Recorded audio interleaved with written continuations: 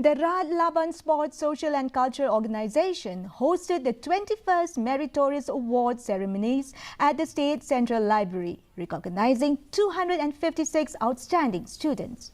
Laptops were presented to the top performers in 28 categories from South Shillong constituency. Chief Secretary D.P. Walang congratulated the awardees, encouraging them to excel in their studies and bring pride to the state and nation.